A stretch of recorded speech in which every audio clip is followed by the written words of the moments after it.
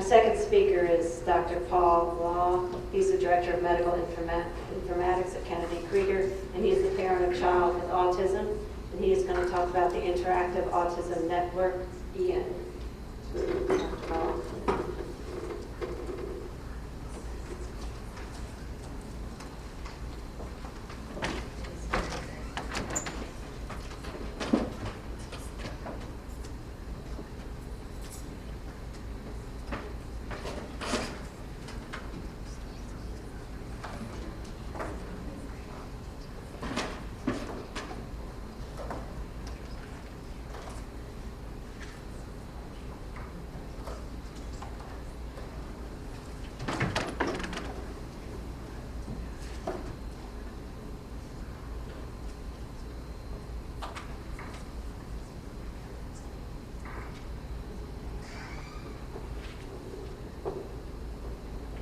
Everybody hear me okay? I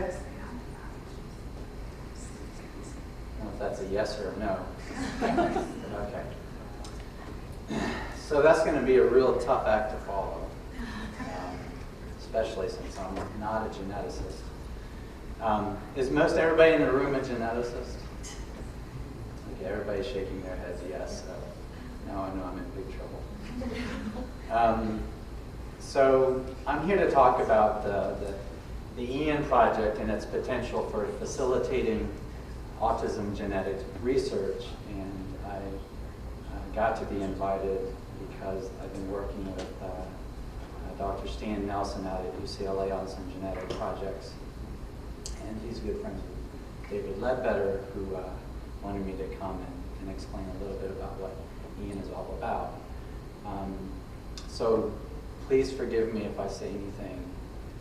I'll probably make a number of blunders when it comes to talking about genetics. I've got to be around a lot of great geneticists in the last 10 years of working on the AGREE project and other genetic projects in autism, but I'm not a geneticist, and they're a lot smarter than I am. So I forgot to put in a slide about not having any financial interest to disclose, so I'm going to just get that out right now. I don't have anything to disclose around any conflicts of interest. The objectives of the next 30 minutes or so are going to be to review how EAN is accelerating the pace of autism research in general, to consider EAN's potential to accelerate genetic research, and to discuss ways that you can, in what you're doing in your research, can partner with EAN.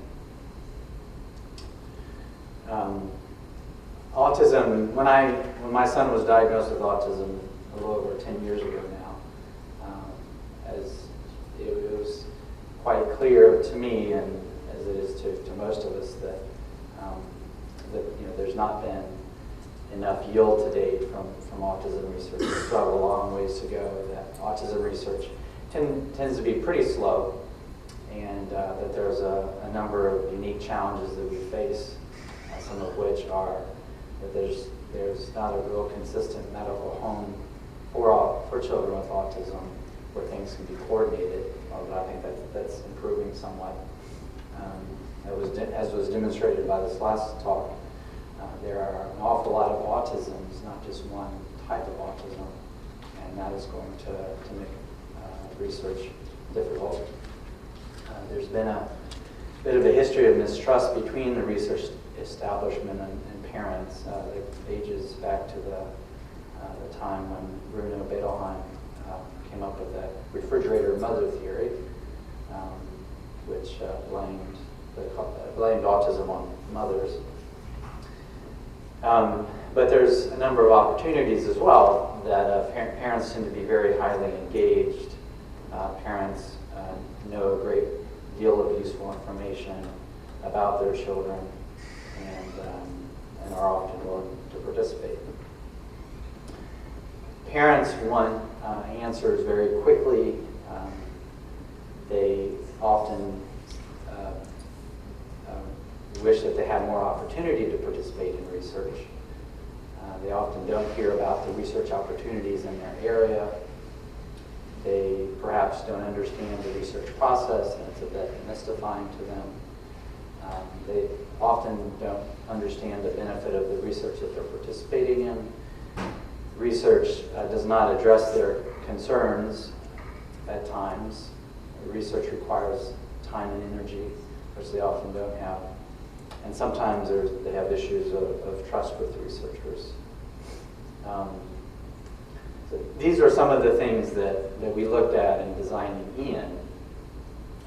Our guiding, some of the principles that guided our development of Ian was that research is a collective responsibility. It's something that all of us, obviously researchers, but also parents, need to be involved in. That everybody's voice is important in the research process. That this is a really important point, that near universal involvement is going to be required to make the kind of progress that we need. If you start thinking about, dissecting these rare genetic causes of autism and trying to get the sample sizes required to do drug studies or whatever the case might be to develop therapies for those subgroups of autism, we're going to require, it requires almost everybody getting involved. We also believe that the research can be hurried by strategic influence. We believe that autism is complex with multiple subtypes, and as we built the national registry that is in, that it really would need to be thought of as multiple sub-registries of autism subtypes.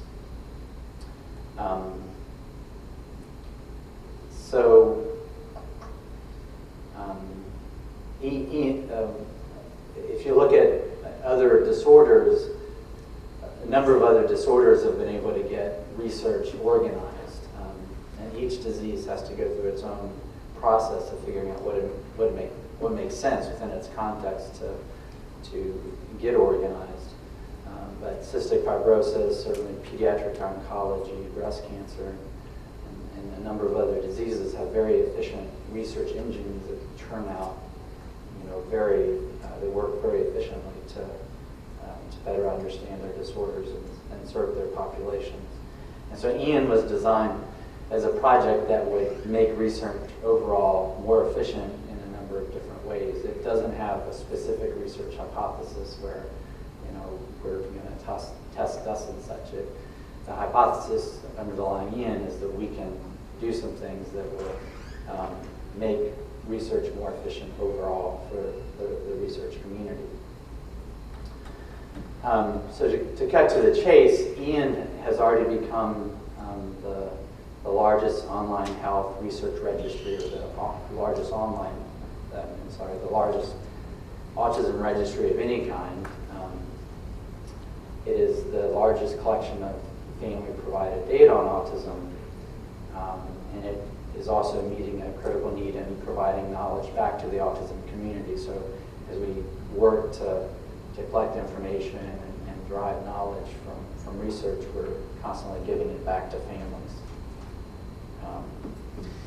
So I'll just go through a series of slides here that show what families see as they come to our website, so you can kind of see it from their perspective. So we do a lot of marketing of the project. If you go into Google next time you're sitting at your computer and you type in the word autism research, more than likely a link to the Ian project will pop up in your browser.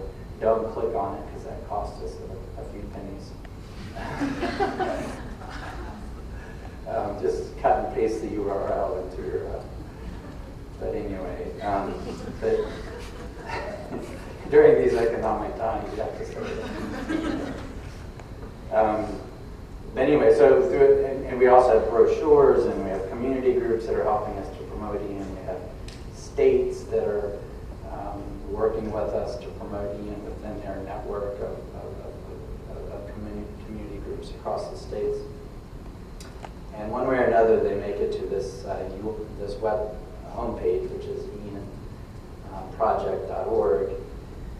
And they can go over to community, which has a lot of the free resources where families can go and read articles, or they can click on research, which is over on your left side, and to go sign up for the research project.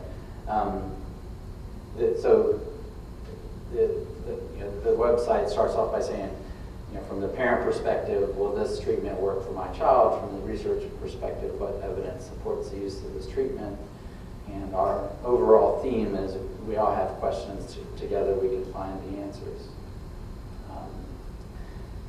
There are 3 different websites that make up the EN project. EN Research is the place where families go to sign up and participate in an online research project and go register for the National Registry and start filling out forms. And you're going to see a couple of slide shots from that in just a second. EN Community over on the right is just an open place where all the resources are totally open. There's articles written by researchers, by Kathy Lohr, by people like Stan Nelson, Dr. Wigler, who some of you may know, that talk about research in lay terms. And we provide all sorts of reports back to families from the research that we're doing and keep them engaged. And then EN Exchange down at the bottom is a place where researchers can form groups. So if you have a group of researchers and you want to collaborate online and create the equivalent of a Google Groups, if you've ever used that, or a Yahoo Groups, EN Exchange facilitates online collaboration between research teams. In EN Research, we have more than 30,000 participants. That includes the children with autism and their family members. There's more than 10,000 kids with autism, and then usually the mom and one sibling or the 2 parents are signed up. In EN Community, we've had more than 500,000 visitors, and we've got more than 350 researchers in EN Exchange. I'm going to talk about EN Research. So again, EN Research is a research project. I'm the principal investigator. The thing that makes it different than most research projects is everything happens online. Enrollment takes place online. The consent process, which took me about 3 months to work out with the Johns Hopkins lawyers, all takes place online. And the data is collected all online. Parents choose a username, password, they put in their email address. This looks just like setting up for Yahoo or any online system. They read the consent form, which goes up above the screen, and click that they understand it, and then they choose research, pen, another layer of security. And then they fill out the demographic information on themselves and their child. And at that point, they are registered. So when they first come to this page, it would be, let's say, just one of the adults. So Kylie, my wife, would have been in here with just Isaac, who's our child with autism. And then to round out the pedigree, she would have clicked on add a parent and then invited me to come in and participate in the project and add a child until the whole pedigree was rounded out. And then as each person gets added, their forms are assigned to them based on their gender, their age, whether or not they have autism, and any other factor that we determine should determine which forms are assigned to each individual. This is what one of the forms looks like. This is just a question that's part of one of our basic intake questionnaires. And it's extremely user-friendly. We get very few complaints from families. It's easy to navigate. And they can go to, from within their account, they can actually go navigate to a place where they can view all of the preliminary results in the database with just simple univariate analyses. So they're getting immediate feedback right away. And all families have access to this. So what do we do with all this data? So we've collected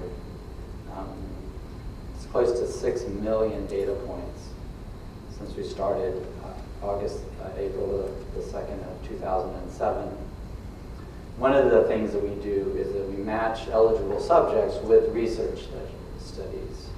A lot of these are genetic research studies. We have actually over 176 research studies that we are helping to recruit subjects. And that's since the service opened up 20 months ago. And sometimes researchers have a tremendous response and they get everybody that they need, and they're just amazed because within 2 weeks they have all the subjects that they need for their study. Sometimes researchers are trying to recruit people that just don't exist on the planet, and we are unable to help them. And then there's sort of everything in between. But overall, it's been extremely successful, and researchers keep coming back with each of their new studies. We also provide researchers, advocates, and policymakers with a vast collection of family-provided data. So we bring all this data together and then distribute it. It's a totally open resource. Let me just sort of show you one way in which it is being used. So the state of Missouri wanted to create a dashboard using EM data that would facilitate some of their policy work. They wanted to be able to monitor trends within the state, and this is not coming up. So the problem with live demos.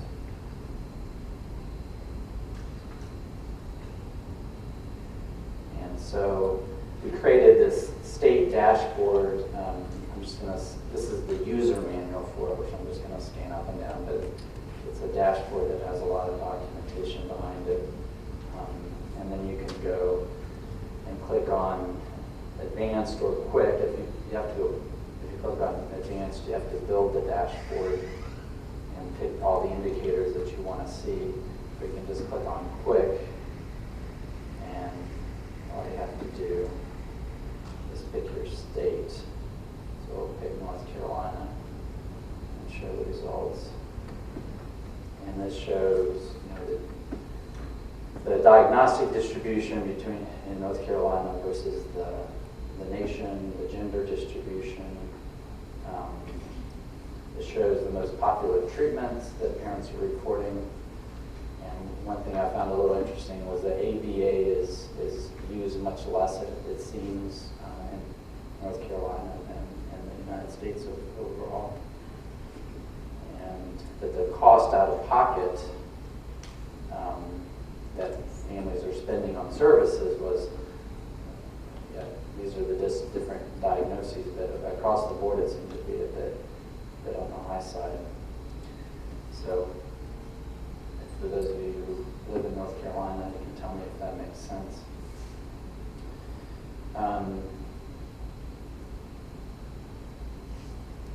But we also have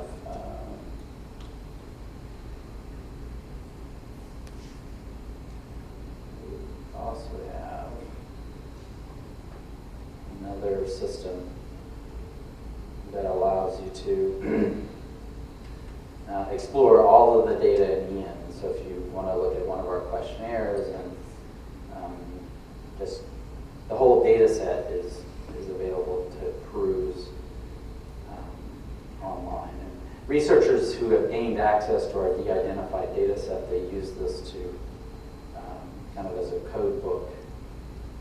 understand the data and to use it. But you know, you can go somewhere down here is data on Fragile X and tuberous sclerosis and that sort of thing. But anyway, all of our resources are very open, and so that's another way that we're using the data. And then we're also becoming a bit of a survey center where researchers have surveys and they want to apply them. They want to collect data on families, and they want Ian to collect that data because it makes sense to, like for John Constantino in WashU, he has the social responsiveness scale, and he wants more data on this social responsiveness scale because he's working on this toddler version of this, and so he would like that to be collected within Ian, where there's already all this other data collected. So we're constantly adding these questionnaires to Ian that assist researchers who want to collect data and they actually want to do it within the Ian reality. So that's another way that Ian is getting used. You know, we're a national project, except for Mississippi. Is anybody here from Mississippi or need help? But pretty good. There's obviously, this has to do with percentage of relative to our goal. But we have pretty good distribution of participants. Future areas of focus for autism research. I'm going to skip that because I'm going to get to the genetic stuff. This slide, it's better to look over here, but this is fragile. I'm switching over to the genetic data now that we have on genetics. We do ask parents, has your child been diagnosed with Fragile X syndrome? It's amazingly how few parents report that their child has Fragile X syndrome. 34 out of 7,000 plus. And tubular sclerosis, we only have 2 kids with tubular sclerosis. Now that may be because of a selection bias where these families are not registering or they're not identifying with the autism community, so they don't register in Ian. This is compared to disorders like bipolar disorder, which is on top, and depression, which is on the bottom. And there's a bit more that are reporting those disorders. Those go up dramatically with age.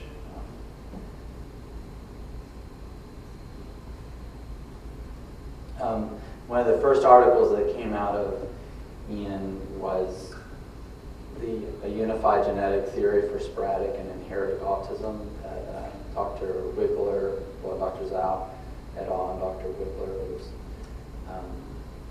used our data and the family structure data that we had in Ian. And this is something that we provided the data for. I didn't personally even understand all the analysis involved. But this confirms some of the trends I think that Dr. Schaefer was talking about in terms of there being different inheritance patterns within autism families. This is an article that is accepted for publication and is coming out in 2009. Autism spectrum disorders, characteristics, and concordance of 277 twin pairs. To my knowledge, the largest twin study prior to ours being reported had about 50 or so twin sets. We have 277. Our diagnostic data is all parent report diagnostic data, and it is a broad spectrum information. And these are the results we got. 30% concordance for dizygotic twins, and nearly 90% for monozygotic twins. I wanted to share this because I just thought it was kind of a neat graph that we included in our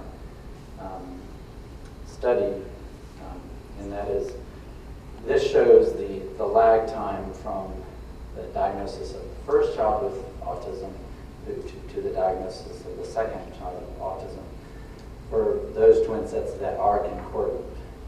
see that by 12 months, monozygotic twins, they've all gotten their diagnoses where there's this more of a lag for the dizygotic twins. Something that you would expect, but it's something that I think prior to our study you couldn't really look at it because the sample sizes weren't there. And I think this hopefully will be clinically useful to clinical geneticists.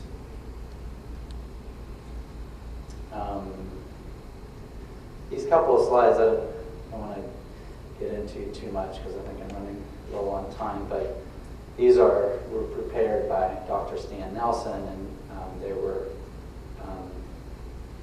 making the point that to detect low-frequency alleles with low relative risks, very large sample sizes will be required for to detect those. And the rate at which we're increasing our sample size using projects like the Simons projects and the AGREE project and the AGP, the total sample set for autism is around 3,000. And if we need to get to 15 to 20,000, we're going to have to think of new ways of recruiting subjects. And then the other thing that goes with this is that you can compromise your diagnostic qualities somewhat and not, you can afford to compromise your diagnostic quality somewhat if you have the ability to just keep increasing the sample size. So actually I just covered that slide. So one of the big questions with Ian is, we have all these families that register online. We've never met them in person. We don't have any of their clinical records. Do they really have autism? So there's a couple slides I want to show you that just begin to build the case that perhaps the diagnostic quality is reasonable. This is the distribution of SEQ scores, which is a screening test for autism. And you can see two very nice bell-shaped curves. And one is the siblings and one is the affected children. Unfortunately, I didn't color code these so that you could tell them apart. But for another test, the SRS, which is similar in some ways to the SEQ, you can see that there's a very good separation between the green, which is the affected children, and the blue, which is the unaffected children. But that again is more parent report data from the online system that we have. I'm going to skip that. The other thing that we often do is sort of compare our results with, results that are known, like the ratio of males to females with an autism, compare that to what is already known, and are we getting the same sort of results? And pretty consistently, we get the same results that other studies have gotten, and this table just makes that point, comparing our data to the ADAM data. How much more time do I have? I'm getting close. We have a couple minutes or close. Okay. And this is another project that we're working on to validate the data where we're asking families to send in medical records to show what, to provide proof that they have been diagnosed by a professional with an autism spectrum disorder. But these records vary. It just depends on what the parents had, what sort of evaluation their child had. And we're able to get this. We just started on this, but we've already got more than 40% response rate from families being able to send in, taking the extra time and actually sending us packets of information proving the diagnosis. We're working on a project right now, which is funded by Autism Speaks. It's called the Pilot Project to Assess Web-Based Family Recruitment.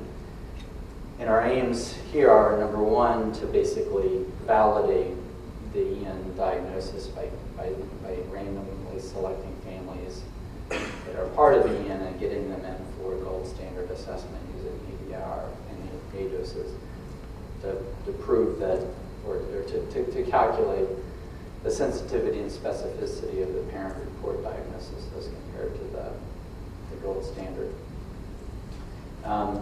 We're also establishing a mechanism for participation in this and ascertain the rate of participation of families enrolled in this volunteer disease registry. So, out of these 10,000 families, what percentage of families can we get to participate in a genetic repository? We're actually going to have families, so we'll select families and then ask them to go to their nearest lab court and provide the blood sample that will get mailed to UCLA. And we really, it's unknown territory. We're not really sure what kind of participation rate that we're going to get, but if we were able to get 30% participation rate in the end, we would, within about a year's time, be able to double the number of genetic samples on autistic kids for research, which would be pretty amazing. That it is funded under the high-risk, high-impact funding mechanism of Autism Speaks, so it's considered a high-risk project. I'll skip. We have an IMH proposal, which is basically designed to expand the previous study I just mentioned. And I'm going to skip that.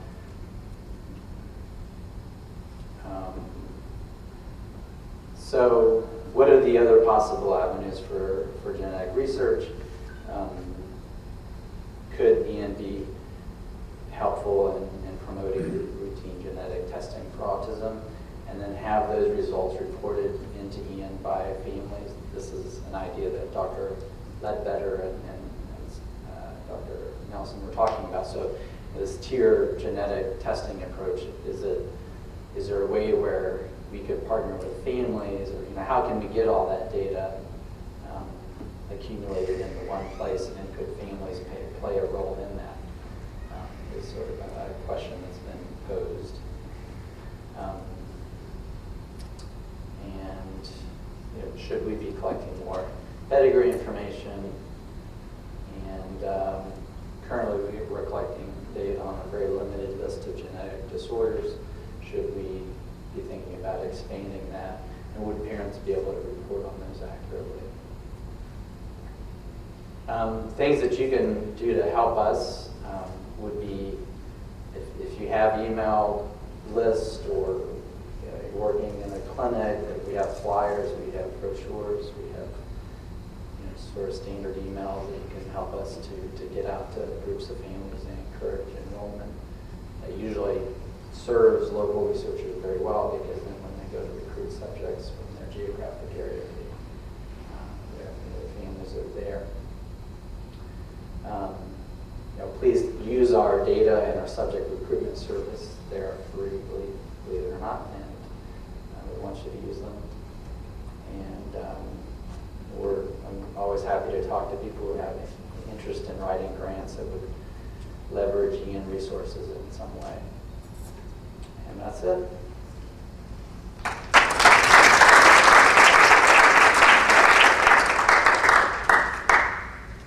Any questions?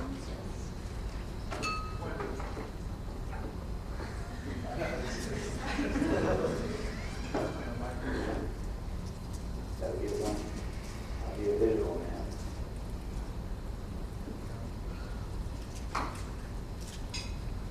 I wanted to first say thank you so much for coming. This amazing website that I wasn't aware of. I just started looking through it as you were speaking and looking at some of the stats that you were showing.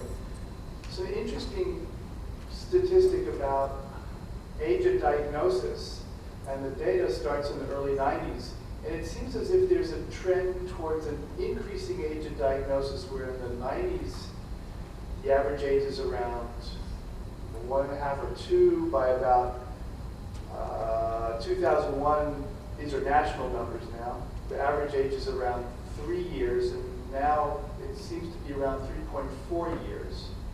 I wondered if either you or Dr. Schaefer had any explanation for what I would have expected in the opposite direction, an earlier age of diagnosis. I mean, that's something that we've talked about, had a lot of discussions about, but I think what's happening mathematically is just that, you know, we are diagnosing more kids in their teens with Asperger's syndrome, and just 1 or 2 of those raises up the average.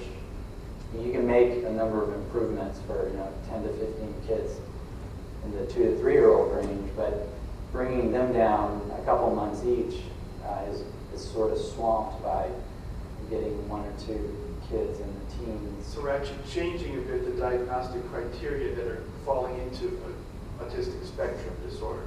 Yeah. Which, So it needs to be, the problem is you start looking at the data and then you have to break it up more and more. That we know that needs to be broken up more to Who really puts show the what's data going on. here? I think the other thing could also be is the ADI and ADOS. So I think that's a good point, that there's a lot more Asperger people getting diagnosed late. But the other thing could be for accurate diagnosis using the ADI or ADOS. It's 4 years old now.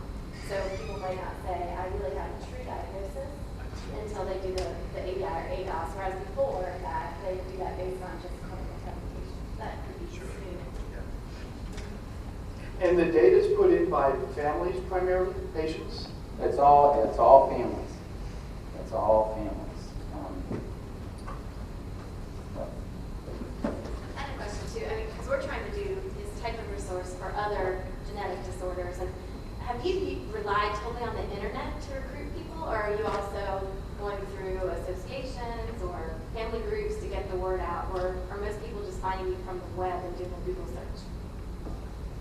We have done everything imaginable at some level. Like we go to walks, we go to conferences, we work with community groups. But quite frankly, the most effective recruitment method is either Google or an email, because anything that sort of lands a link in front of you, while you're sitting there, and you can take action. A brochure doesn't work that well, because you look at the brochure, you may think it's interesting, but you can't click on it and start the registration process. Where the truth is, I think a lot of registration in email is a little, kind of happens impulsively. Once they do it, we have a way of drawing them in through reminders